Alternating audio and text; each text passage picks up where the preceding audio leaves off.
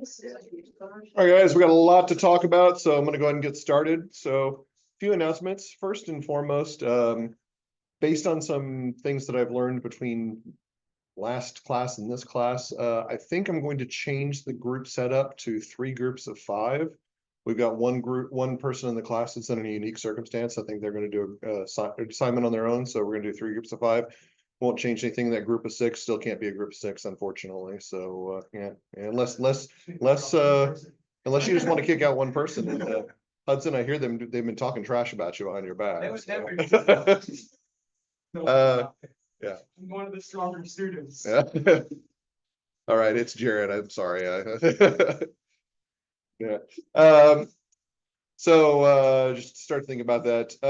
Also, something I meant to talk about on Monday, and it's becoming relevant because our first assignments are due on first assignments are due on Friday. So you've got a chapter 1 and 2 homework, and then chapter 1 and 2 idea assignments. For the idea assignments, there are a few of them that are a little bit more subjective that don't require data analysis. There are a few that do require data analysis. Again, anytime that you query idea, that you run any task in idea, you do need to do a screenshot. One of them for chapter 2, I believe, is basically say, read some articles and tell us your impressions of them. That you don't need to do screenshots for, okay? But anything you do in idea, you need a screenshot for. As for your homework on the multiple choice questions, I meant to show you this because I worked this particular example a question up, okay? So here's an example of a multiple choice question, the type that you might encounter. So what kind of bear is best, all right? So option A is that's a ridiculous question. Option B is it's false, black bear. C is fact, bears eat beets. And then D is bears beats Battlestar Galactica. Which, by the way, if you don't understand the reference to this is really funny. All right, so yeah. So in answering this question, you would say A is the answer. You'd circle A, and then you'd provide a justification for it down here. Answer A is the correct answer because the issue which species of spear is highly debatable. Experts did specify there are 2 schools of thoughts in this area, but we're not provided by sufficient time to clarify what they are. All right. Now, if you really don't understand the context for that, I'm not going to show you the video because YouTube would make it that my video can't be viewed on YouTube. Trust me, from prior experience, I know this. But you can go to the office clips where Jim impersonates Dwight, and it's hilarious. Okay. All right, so this is the kind of explanation I'm looking for on every multiple choice question, which is why we don't do like 30 multiple choice questions. I only do 8 to 10 on every assignment. But that being said, I do expect you to answer to that level of detail. Obviously, this type of question the format of the question will meet, but unfortunately, it will not be that whimsical of a question. All right, let's talk today about our introduction. So I'm going to go through this pretty fast because there's a lot of material to cover. That being said, this is probably my favorite presentation to do, or the favorite lecture to do this semester. Not to say that I don't have some that I enjoy. When we get to chapter 4 and we do the chapter 4 activity, that's also a lot of fun, but we'll get to that when we come to it. So I'm going to start off the lecture and start off this course in proper by asking you a few basic questions. And I want you to answer honestly. What is your goal in this course?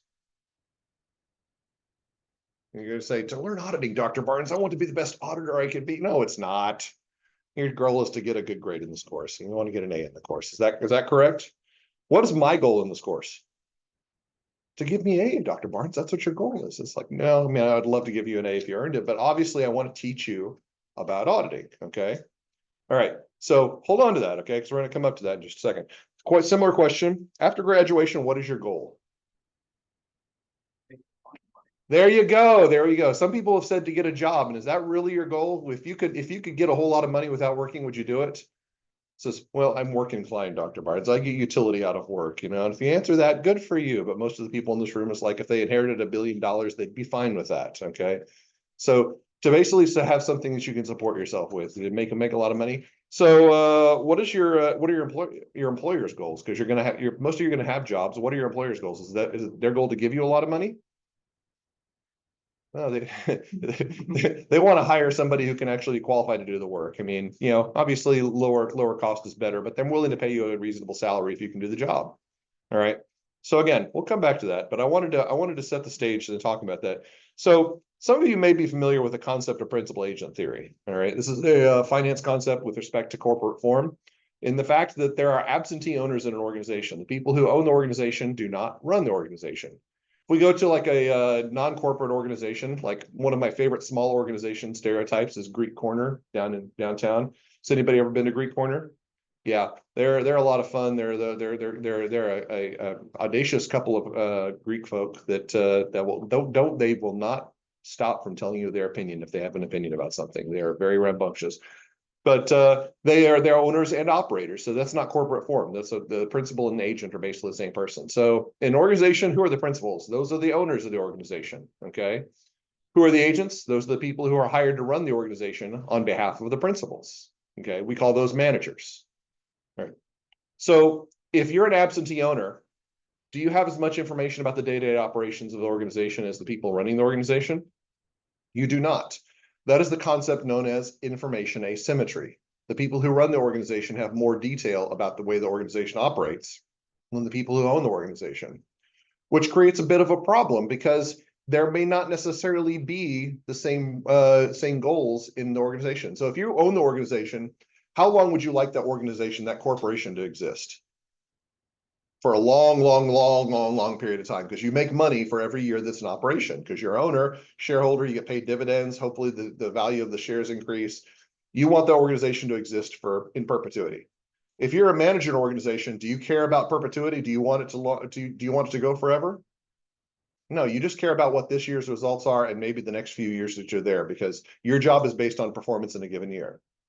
So that creates a problem because the goals of the managers, the agents, and the goals of the owners, the principals, are not necessarily the same. We call that a conflict of interest because people may do different things based on that conflict of interest. Now, there are many ingenious ways of goal congruence, and that's basically making it so that people have aligned goals. And we'll talk about that in just a bit. But one of the easiest ways to approach this is to basically say, hey, the managers are supposed to work for us. These are the owners who are saying this. Managers are supposed to work for us. Let's hire somebody to make sure that the managers are doing what they're supposed to be doing. So how do managers represent that they're doing their job properly? What is it that they issue every single year? Financial statements. They issue financial statements, say, here's what the organization has done. Is it possible that a company, God forbid, that they could lie in the financial statements? Says, no, that's not possible, Dr. Barnes. That has never happened in the history of organizations and corporations. Yeah. If that's your answer, I got some news for you. This has happened. It happens quite frequently. So we need to hire people to come in and say, when the managers prepare the financial statements, determine if they're correct. We call these people auditors. Okay. They are an alignment mechanism between the managers and the managers and the owners. So let's go ahead and go into a little bit of detail on what principal agent theory, how we can consider this and how we represent it. So I talked about goal congruence. I said that we can actually implement mechanisms so that the goals of the two different parties can actually be aligned. So your goal in this course is to get an A, is that correct? Okay. My goal is to teach you auditing. Those are not the same goal. We've already agreed to that, but can we make those aligned to one another? Like, can I give you a good grade based on your knowledge of auditing in this course? Yes. What is one of the mechanisms that I would use to do that? Teaching, okay. And maybe this thing right here. Has everybody seen the front page of that? I know you all have, because those look exactly like the exams that I've given you in other courses. That's my exam, okay? I give you exams to test your knowledge. I say, hey, do you know auditing? He says, yes, Dr. Barnes, I've learned everything that you taught me. He says, prove it. All right. Let's talk about employment. So you want to make a lot of money. An employer wants to hire somebody who's qualified. So if you're qualified to do the job, can they pay you a lot of money for that? How do they determine if you're qualified to do the job? They ask your credentials. What's one representation of your credentials, of your skill set? What is that thing that you have to create, that you have to hand out to employers? Resumes. Yes, resumes. All right. And that's a front page of my resume, or actually my curriculum vitae, as we call it in academics. All right. Which is really, really hard to read and nobody would want to because it's really boring. Anyway, we do the same thing as auditors. We issue reports. Now, this is an old report, by the way. This is the new reports look a little bit different than this. So don't worry too much about what this format is here. But we issue reports. We say we have done some work to ensure that management is doing their job properly. And we either agree with that assessment or we disagree with that assessment for some reason. So that's the goal here. And again, when we talk about principal agent, it's about who's the principal, the absentee owner, and management. We've got alignment mechanisms in the middle to try to eliminate that information asymmetry. We basically say, all right, we're the owners. We don't know everything that's going on, but we can try to incentivize management to do their job properly. Some ways we could do that, we could give them stock-based compensation. So as long as the organization is doing well, they'll do the job that they're supposed to do. We can also hire people to make sure they're doing the work that we hired them to do. Those are going to be the auditors. The way to think about the independent auditor is the auditor is an alignment mechanism. We are trying to align the incentives of the two. We are trying to make sure that management does the job that the owners have set them out to do. Now, that's a very simplified version of the role of the auditors, and I would love to say that's really all you need to know, but there's the devil's in the details. Have you ever heard that term before? And there's a lot of details that go along with this. So we're going to try to enter this. We're going to crawl before we walk in this one.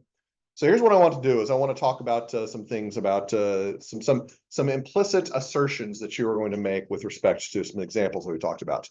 So in the examination example, what assertions are you making regarding this course? Okay, so you want that A, and I say, do you know auditing? And you say, yes. Okay, you are making the assertion that you know the material that I've been teaching you. Or in some situations, you don't know the material, which is really bad. We don't want that, okay? We want you to feel confident you can say, yes, Dr. Barnes, I know the material, at least 80% of it, at least 90% of it, whatever the amount may be, all right? How am I testing these assertions? I'm giving you an exam. I'm literally giving you a test to say, all right, show me that you know the material. All right, in the resume example, what assertions are you making that you're regarding you're qualified for the job? Answer is easy. I can do the work. I have been going to school for 4 to 5 years or however long you've been in school. I am qualified to do the work that you want me to do. All right. How do prospective employers test these assertions? They look at your resume, they interview you, they ask you questions about your qualifications, they phone your references to say, hey, can this person do the job that they said they do? And we as the instructors and the faculty members, who are going to be great references, by the way, will say this person is excellent, best student I've ever had. Okay. And we say that for every student because every student's the best. All right. So that's going to be how they test those assertions. So what we need to note is that with these statements come these implicit assertions associated with it. Now, assertion basically means is this is what I'm representing. This is the position I'm representing. Whether you knew it or not, management of organization does the same thing. They have implicit assertions that they represent with respect to the financial statements. How many assertions? And the answer is a lot. All right. We're going to talk about 8 in this course. By the way, if you want to write these down, great. You don't need to learn these just yet. I just put these on here for reference, but there are 8 primary management assertions. Technically 7, but the book is really, really finicky and it keeps wanting to throw an 8th in there that doesn't really exist, okay?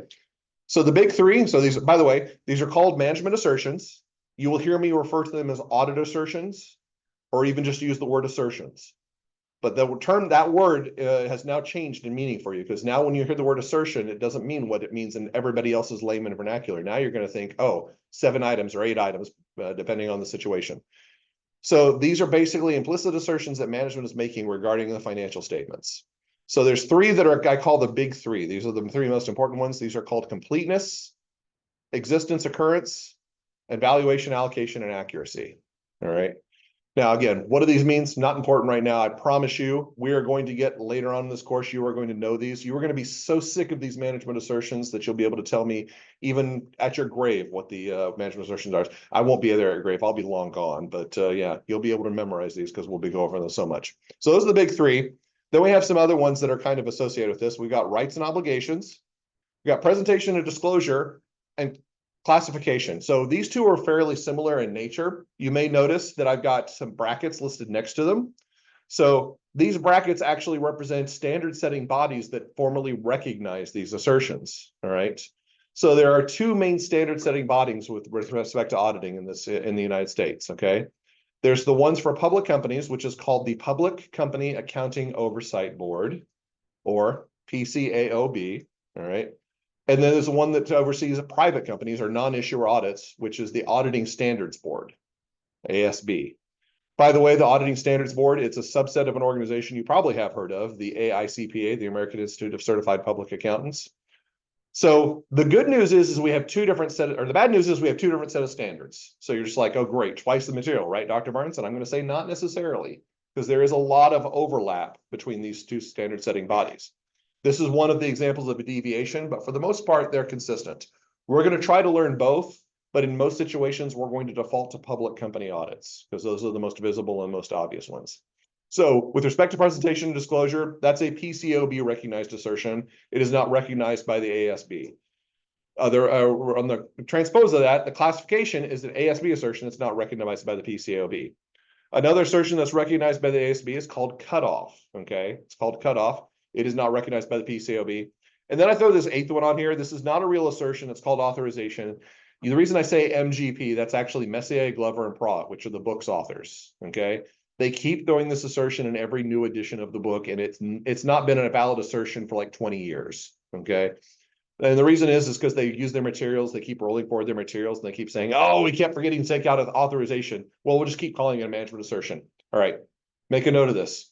Management authorization, or authorization is not a management assertion. I will never ask you to, as a management assertion on an exam. You may run into it as a question in the book. Okay, it may run into a multiple choice question, but is not a true management assertion. We're going to focus on these first 7. Okay, the only reason I put the 8th one up there is because you will see it in the book if you study. If you study, what kind of person am I to say something like that? You will course study, course study. You're Truman students, it's in your blood. Yeah. All right. So the assertions can actually be categorized in 2 different ways. All right. The way that we categorize assertion is going to be by either transactions and events or account balances. Now, the assertions will overlap, but the meaning of the assertions will change depending on what category we're dealing with. For right now, what I want you to know is that transactions, events, and account balances, they mean exactly what they sound like. Transactions and events, the assertions in that area deal with day-to-day operations, individual transactions, individual events, what is happening at a given point in time. Account balances, those are going to be more big picture. Those are going to be the aggregation of transactions and events as they go into the financial statements. So what is the balance on the financial statement? What is the balance on the balance sheet? What is the amount on the income statement? Again, we can have the same assertions used, but they mean different things if we're talking about transactions and events versus account balances. Also, it's important to note that when we start talking about the category of assertions being used, that changes what type of information we're looking at. How many of you remember me talking about controls back in AIS? Hopefully everybody in this room remembers talking about that. One of our categories of testing is going to be tests of controls. So instead of saying, let's implement controls, now we're going to be the auditors saying, hey, they've got controls, let's check them out. Let's see what they're doing. All right. So that's going to be one of our responsibility areas. Now, controls actually deal with a primary category here. They deal solely with transactions and events, which makes sense because think about what controls are trying to do. Controls are trying to make sure that if a transaction goes through the information system, that it's proper, that everything is correct. We don't really have controls over the financial statements, at least not less detailed controls. So for the most part, we talk about controls, we're talking about specifically assertions related to transactions and events. We're also going to talk about a phase of testing, which is called substantive testing. And that's basically our catch-all. That's where we do all of the remaining testing that needs to be done. Okay. So think about it as cooking. You do your prep, you do your mise en place, and you do your frying and do your basting. And then at the very end, you've got some garnishes and stuff you put on top. The substantive testing is everything else that needs to be done when the primary stuff's been done. It's the substantive testing. Substantive testing can be either category of transactions. It can be transactions and events, or category of assertions, category assertions can be transactions, events, or account balances. I realize this makes no sense now. Trust me when I refer back to this, it will make a lot more sense then, okay? So as far as what we're going to be doing in the audit, it relates to how financial statements are prepared. So keep in mind, this is going to be what you've learned to date, all right? So we've got management. Management implements internal controls and they conduct transactions once the controls are in place. They accumulate those transactions into account balances and prepare financial statements and issue those to the users. So what are we doing as auditors? Well, the auditors basically are hired by management. We determine what the terms of the engagement are, which we will talk about a lot more next week. Then we say, we're going to collect evidence over these controls, over the transactions, and over the balances that are in place, all right? Management's going to create financial statements based on those assertions we were talking about earlier. We are going to test management's assertions against their criteria. And the criteria that we primarily use for public companies in the United States is generally accepted accounting principles, GAAP, okay? So remember we were talking about financial accounting as kind of the focus of auditing. We're going to have some different categories of information. So the financial accounting side is definitely going to be generally accepted accounting principles. We need to know the rules that companies have to follow when preparing accounting information. Then we're going to determine, are the financial statements fairly presented? And we'll issue our audit report to accompany the financial statements and communicate that to the users. Now we'll talk about what types of communications we have, but basically it's a dichotomy. It's going to be one of two things. It's going to be everything is good or something is wrong. Now there's different levels. There's different problems that we can encounter. So there's going to be multiple different possibilities. But for the most part, it's just basically, are we saying yes, they're fairly presented, or no, they're not fairly presented? Okay.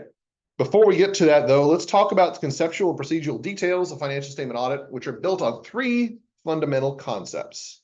And we're going to go more in detail on these, so don't worry too much about this slide, but I will talk about these individually in just a second. First of these is probably my favorite concept in this course. That's materiality. Okay, materiality. Second is called audit risk. Audit risk. Now, I do want to make a note of these. These 2 concepts, they affect the nature, extent, and timing, or the net of audit evidence to be gathered. I wish I could say I came up with that acronym, but that was one of the many billions of acronyms that the Becker CPA exam review throws at you. But it's a good one, nature, extent, and timing of evidence. So the reason this is important to note is, given the information that you have to test, that will affect how much information, what type of information, and when you have to test it. Let's use a silly example, okay? This is a really silly example, but again, as you guys know, I use silly examples so that it sticks in your head, all right? So let's say that I make the statement, I am an accountant, and you are supposed to prove that assertion. How difficult do you think it would be to prove that assertion? Probably not really very difficult at all. You say, I'm going to go online. Oh, he's got a PhD in accounting. Yeah, okay. He's probably an accountant, all right? 3 degrees in accounting. He worked as an accountant for 5 years. He teaches accounting. Yeah, if it walks like a duck and quacks like a duck, it's probably an accountant, okay? So yeah. Yeah, that's an easy one to say. So the net of your evidence doesn't need to be very wide, okay? You can gather evidence pretty easily. So I'm going to change my assertion, all right? My assertion now is, I am a superhero. Not an accounting superhero, an actual superhero, okay? I am definitely an accounting superhero, but that's not fair. All right, so I say that statement. So you have to prove that I'm a superhero. How easy is it to prove that? It's going to be a lot harder to prove than that I'm an accountant, because I keep my identity in secret, okay? I try to make sure that nobody knows that I'm secretly, Batman was based on me. Batman was written like in the 30s. Batman's not based on me. Yeah, I'm not that old. So can you understand, if you tried to prove that particular situation or that particular assertion, it would be a lot harder. You'd have to gather a lot more evidence. You'd have to have a lot more unique approaches to gathering evidence. You have to follow me around at night, which is weird, okay? And see if I am attacking vigilantes or trying to keep the world safe from would-be invaders or something like that. So again, silly example, but to kind of reflects the type of information and the way information works based on the assertion being made. The third concept is called audit evidence. And this is evidence that relates to management's financial statement assertions. Now, these 3 are pretty much the most important components that you'll need to understand. And these represent the chapters that we're going to be doing here in just a bit. When we get to chapter 3, we're going to be talking about client continuation and acceptance, but we're also going to be talking about the preliminary plans. And one of the things that we're going to talk about in chapter 3 is this concept of materiality. When we get to chapter 4, we're going to evaluate risk. We're going to be looking at the audit risk model. And then chapter 5 is going to say, how do we collect evidence to support all of this? So these represent the next 3 chapters, which are probably the most 3 critical chapters in the entire course. So really, really important stuff. So let's go ahead and take a little bit of a basic perspective at these. All right. Your favorite band, the Caden Brothers, not to be confused with the Jonas Brothers, is playing 2 dates in Kirksville. You have made the decision. By the way, I asked Dr. Caden for permission to put this in my slides. Okay, I want to disclose that. Say, are you taking pictures of Dr. Caden's sons without a no? This was I totally asked her if I could do this. Okay, but made the decision to skip auditing class to attend one of her performances. Which, by the way, I don't know why their performance would be at 1:30 p.m. on a Monday, Wednesday, or Friday, but there you have it. You have 2 possible choices. Missing a day will be working on an in-class assignment for 5 points, or missing a day that will be taking an exam, 100 points. Which one do you choose to skip? A, okay, yeah, why? Worth a lot less points, okay? So now keep in mind, this is contextual, okay? This is contextual because there's 500 points in the class. You're missing 1%. can still get a pretty good grade at 1%, missing 1% of the grade. If you miss 100 points, that's like 2 letter grades. You're pretty much doomed if that's the case. But what if I change the facts a little bit, okay? Instead of assuming that there's 500 points in the class, I say there's 1,000,000 points in the class. Which day are you going to miss then? Yeah, you're just going to miss both. I was thinking that when you said it. Miss both, all right? So the higher the total points, the higher the level of materiality, okay? So keep in mind that if we're talking about materiality, it is contextually dependent. So let's go ahead and put this in context the way that this is defined according to the Financial Accounting Standards Board. So the information of material, if omitting it or misstating it, could influence decisions that users make on the basis of financial information of a specific reporting entity, all right? So we're trying to say, does this affect your decision? Is this large enough to affect a decision? So I say, this company had $1 million misstatement. Is that material? You don't know. I didn't tell you what company. Okay. If it's Greek Corneras, the answer is absolutely material. They probably don't make $1 million in a year. If I say the company is Walmart, probably not. There's like $1 million, and it's like a coin. Okay. They make $1 million coins, don't they? That's what the executives would say. Yeah. It really depends on the situation. If it would affect decisions of the users, like if the stakeholders say, oh, $1 million misstatement, I don't care about that. That seems fine. If the users would say, oh, $1 million misstatement, this company is going to go bankrupt because of that. That's a different scenario. It is contextually dependent, but that's how we evaluate materiality. As we're going to see in chapter 3, we don't even have any bright line rules by the PCAOB how to determine that. We've got to use judgment. We've got to use critical thinking. All right, audit risk.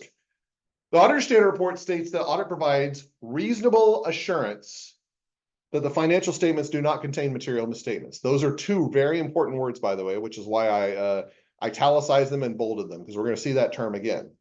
So thus the phrase reasonable assurance implies that even when an auditor does a good job, there's some risk that a material misstatement could be present in the financial statements, the auditor will fail to detect it, okay? So a couple of things I want to talk about here. Why do we use the term reasonable assurance? Why don't we say auditors provide absolute assurance? So that's a stronger phrase. Can we say that? It says the financial statements are absolute. We have absolute assurance the financial statements are free from material misstatement. We know 100% certainty. How much work would it take to accomplish 100% certainty? Literally infinite. Literally infinite. That's not a misuse of literally, by the way, okay? It would be literally infinite. You would have to have all information ever derived by man to be able to make that decision. So we cannot provide absolute assurance, which is why we determine reasonable assurance. Reasonable assurance is very high assurance. Extremely high assurance. It's not absolute, but it's very high. Basically, what that means is because we cannot be 100% certain, there's a possibility that even if we do our job correctly, we could be wrong. Now, think about this in context. So have you ever played a game like a sport or a game or something like that and done your best and feel like you did everything that was possible and still lost? Yeah, that's kind of the same thing here. Is an auditor could do their job properly, but because they can't do everything that's necessary to achieve absolute assurance, there could still be a financial misstatement. So audit risk represents this risk the auditor mistakenly expresses a clean opinion when the financial statements are materially misstated. All right, so clean opinion is basically saying everything is fine when there's a problem. Does anybody remember from their science classes, type 1 and type 2 errors? Type 1 error is saying there's a problem when in fact there is no problem, okay? Type 2 error is saying there is no problem when in fact there is. From a science perspective, which one's worse? Saying that there's a problem or saying that there's no problem? No. Saying there's no problem, okay? And the same is true for audit risk. If we say there's no problem, and in fact there is a problem, that is when the proverbial thing is things hit the fan, okay? I'm not going to say what hits the fan, but you can use your imagination, okay? So that is where we're at with that, okay? That's audit risk. That's what that represents. It's a type 2 error. We say that there's no problem, and in fact, there is an issue. All right, last concept is audit evidence. So basically what we're talking about here is we're talking about ways that we can test those assertions. Some of this is fairly intuitive. We've got this thing up here called inspection of records and documents. It's like, what would be the best way to test the assertions? Well, let's look at their accounting documents. Let's look at our accounting records. That's pretty obvious. But there are many, many ways to approach this particular problem. We could look at tangible assets. We could observe people doing their jobs. We could inquire of management. We could confirm with third parties. There's a lot of different procedures that we can go through in order to gain evidence about whether the assertions made are accurate. The Becker book, they actually use this acronym. It's See the 5 Carat Wars. So they have like 14 different types of evidence. I'm only going to ask you to know these 10, or sorry, these 8. So there are 8 listed up here. There's going to be 2 that we're going to talk about specifically because there's 2 that are subsets of inspection records and documents. They're called vouching and tracing. But we'll talk about more about what those represent when we get to chapter 5. For right now, you just need to know that there's lots of different ways that we can test these assertions. Lots of different methods. All right. So the end product of auditors works an opinion indicating whether or not clients' financial statements are free of material misstatement. You may hear me use the word reports. The auditor's report expresses an opinion. So oftentimes these terms are used synonymously. So when I say I'm issuing a report, you should say, oh, Dr. Barnes is clarifying his opinion. I'm issuing a report, I'm issuing an opinion. So what kinds of opinions can the auditors use? Okay, there are 4 that you need to know. The first one is called unqualified. And even though that sounds like a bad thing, it's actually a good thing. Unqualified means there are no qualifications made. We don't have to make any notes. Everything looks good. This is called our clean opinion. So when you hear the word unqualified, you say, we're not making any qualifications about the report. The financial statements are free from material misstatement. Now, I want to make a caveat to this because this is going to come up. Unqualified is the term that is used by the PCAOB, which, remember, that's the company, or that's the organization that's responsible for oversight of public company audits. The ASB, or the AICPA, the Auditing Standards Board for private issuer or non-issuer audits, private company audits, they like to use the term unmodified. So if you see the term unmodified, you should think that's just unqualified, but for a private company. Now you ask, why does the ASB use a different term? It's because the ASB is like, we don't want to be like you, and they stuck out their tongue at the PCAOB. That's basically the answer. It used to all be unqualified, but the ASB decided to be a little bit different. The good news is that's the only difference in reports. That's the only difference in report types. The reports themselves, the format of the reports is massively different, but we're not going to worry about that right now. All right, so this is our first type. This is our unqualified opinion, where we say there's nothing wrong, everything's fine, or unmodified opinion, either one. Unmodified, unqualified. Second type of opinion is called qualified. So if I said unqualified means there's no problem, what do you think qualified means? There is a problem, but it's usually limited to 1 or 2 minor things, okay? When we say the word qualified, we say that there's a material issue, there's a material misstatement, but it's not pervasive. So it's significant enough that it will affect people's decisions, but it's not a massive problem. There are 2 words that you should look for with respect to qualified opinions. And that's except for. So in the opinion that's rendered, it will say the financial statements are free from material misstatement except for as described below. Actually, I transpose those. Except for described as below, the financial statements are material free material misstatement. But you'll see the words except for. That indicates a qualified opinion. A qualified opinion can arise in one of 2 ways. The client departs from GAAP, there's a departure from GAAP. So they're supposed to follow a specific rule. The client does not follow that rule, and their financial statements are misstated as a result. So departure from generally accepted accounting principles. The second is called a scope limitation. Scope limitation is just fancy terming for saying the auditor cannot do their job properly. So say, for example, I walk into the classroom, I got my PowerPoint slides all set up, and the PowerPoint or the overhead display, the computer is just shut down. There's no technology working. Would that affect my ability to do my job? We'd say there's a scope limitation on my job in that situation. Could I do my job in part? Probably. I could get up here and talk about auditing and bore you for 50 minutes, okay? But let's be honest, my visual memes, these are the real gems of the presentation, okay? All right. These are the real gems of the presentation. So that would be a severe scope limitation, all right? Now, again, when we talk about qualified, we say that this is material, but not pervasive. So it's big, but not super big, I guess is the way to think about it. So obviously there must be more extreme situations. There must be super big situations. Let's talk about our super big situation. First one's called adverse. And adverse is basically saying the financial statements are not free from material misstatement. They are materially misstated. The financial statements are wrong. This arises in one situation. This is where we have a pervasive, a super big departure from GAAP. a pervasive departure from GAAP. So the clients just outright fabricated their financial statements. Or maybe they didn't think they did, but we believe that they did. Adverse is an extreme opinion. It's an extreme departure from GAAP.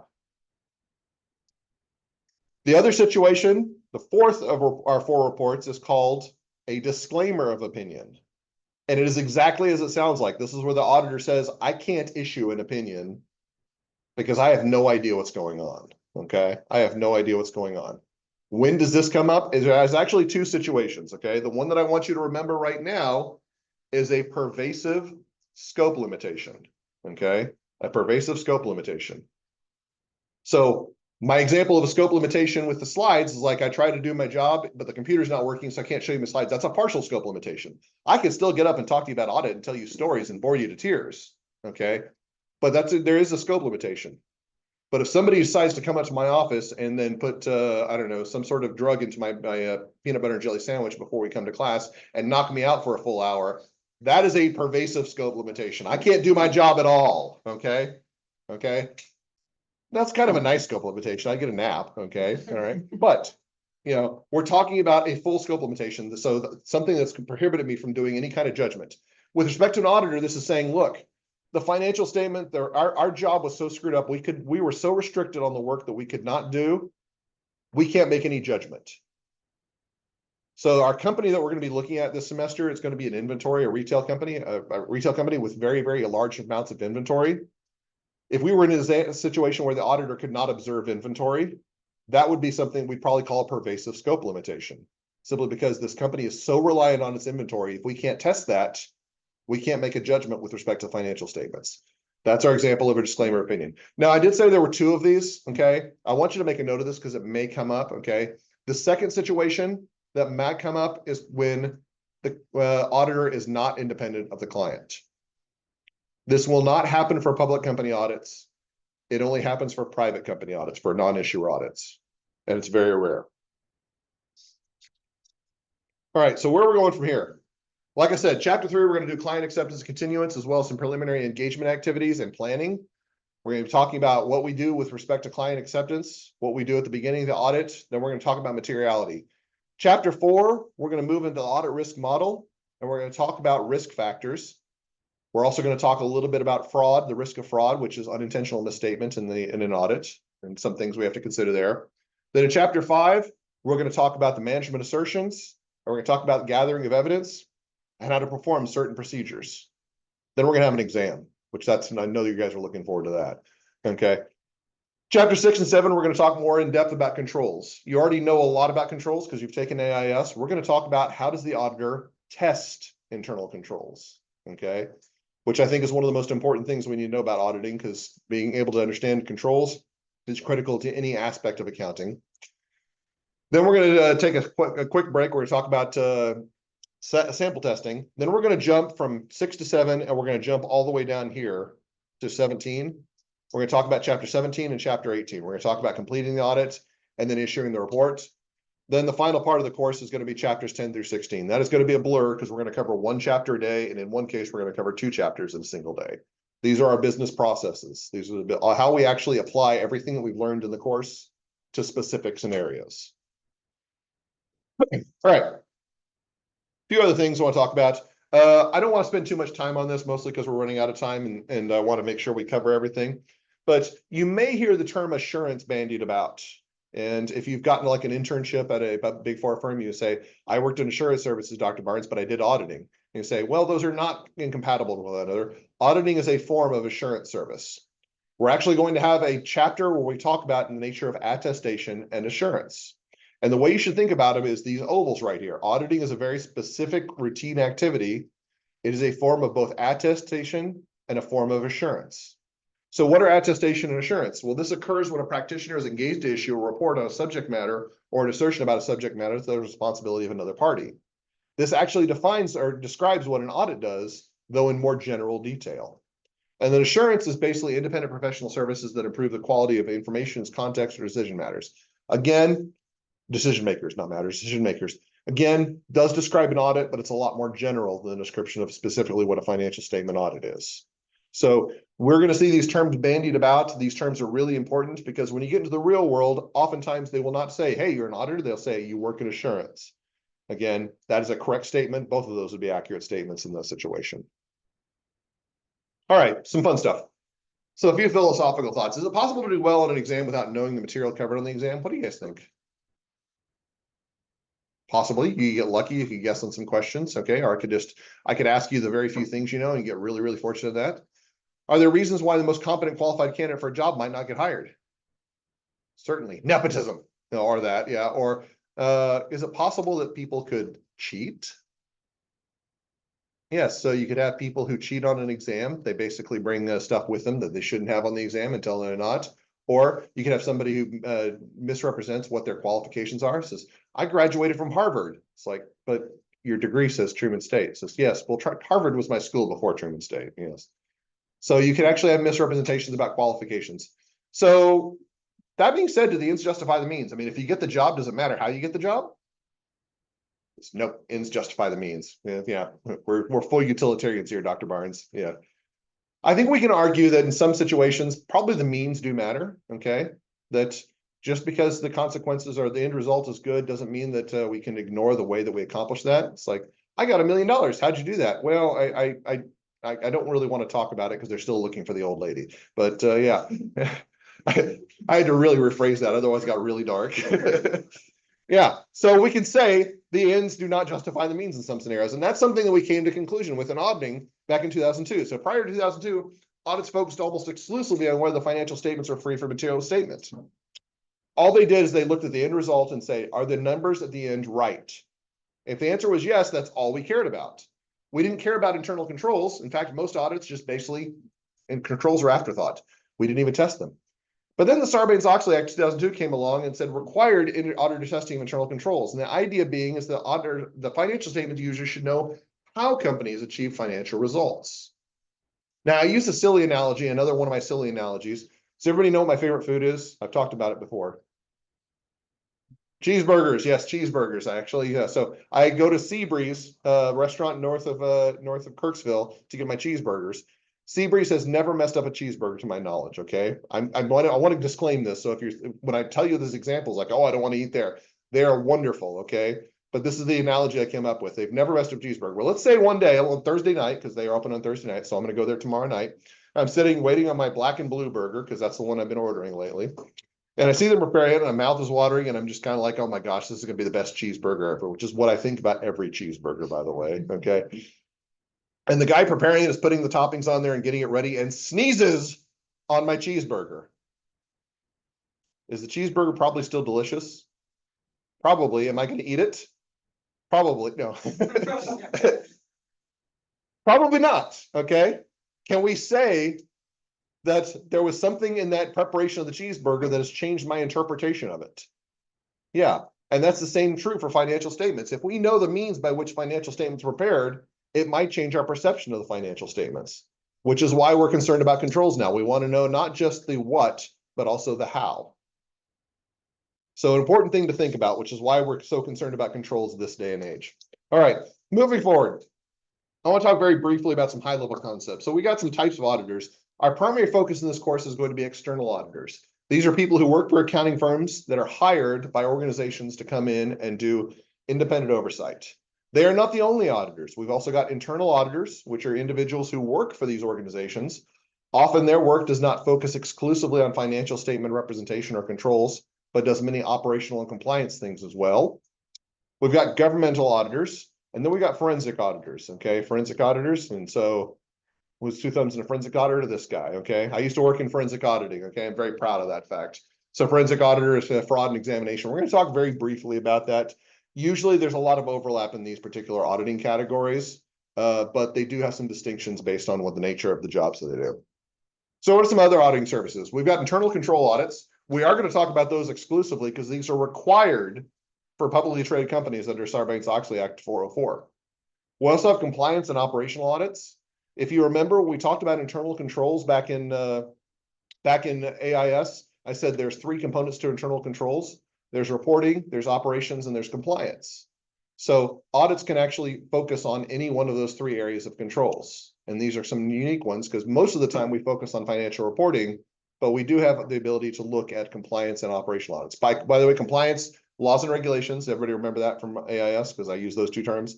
And operations, that's, you think Dr. Achara when you think about that. That's the day-to-day operations of the organization. That's doing the cost accounting stuff, the stuff that only weird people do. Okay. Did I say that out loud? I meant to keep that quiet. Okay.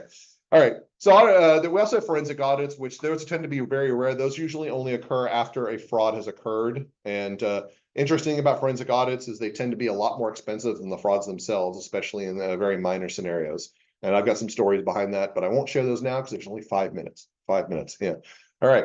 So auditors can engage in other types of attestation and assurance services, though some non-audit services, though most of these are now prohibited by the SEC. This is true for a lot of publicly traded companies. If you're an auditor for a publicly traded company, you're restricted on the other types of services you can provide simply because they don't want you to be non-independent, or they want you to be independent of your client. That's the word I'm looking for. All right. So as I said, prior to 2002, the auditing profession was self-regulated. In other words, auditors review the work of other auditors. What do you guys think about that? I can have you guys review your own work. So get to the exam and I'll have you all grade your own exams, okay? So you just pass the exam to the person next to you and says, oh, you missed this question, but I know you meant the right question, okay? I'm just going to grade it correct, okay? All right. Wow, a lot of hundreds on this exam. This seems to be a trend again, you know? Then when I take and grade them up and I see 30s, okay? Actually, it's not going to happen. It's not going to happen. But self-regulation is certainly a problem because auditors let them get away with it. And what happened? This, and this, and this, and this, and this. You've probably heard a few of these. Anybody heard of Enron?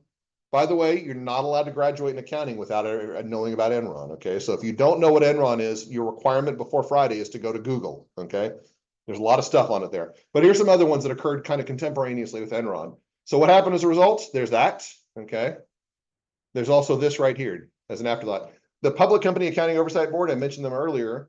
This was actually created by the Sarbanes-Oxley Act. The Sarbanes-Oxley Act focused on financial reporting. So it focused on the companies. The PCAOB focused on the auditors. All right. So we are now have oversight at the governmental level for public company audits in the United States.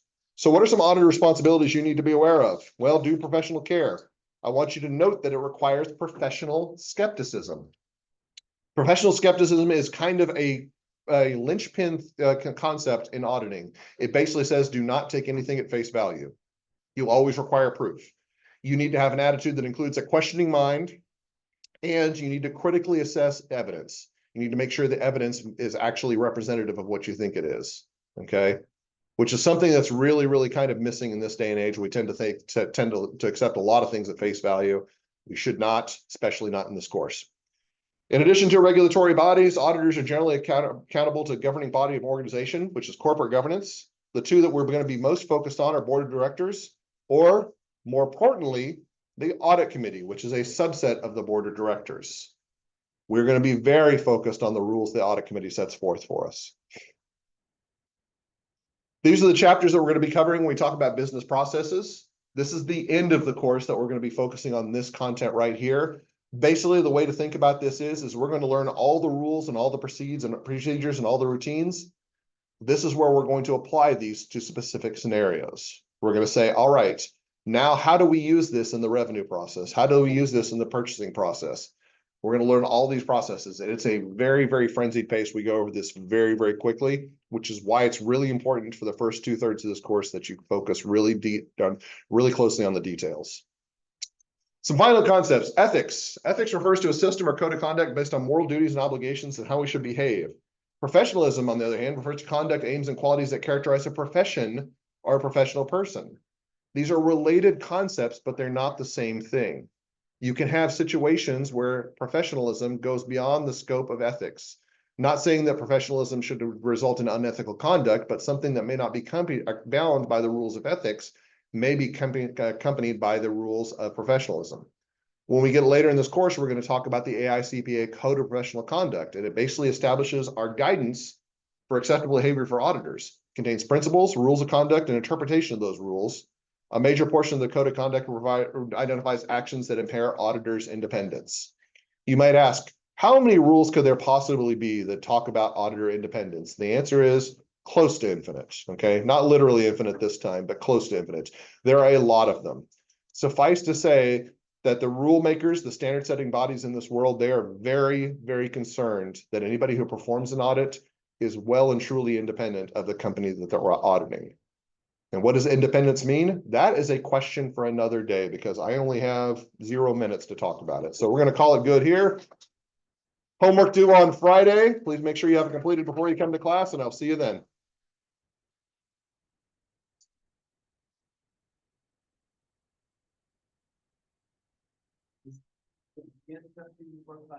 Yes, idea and homework are both due before class.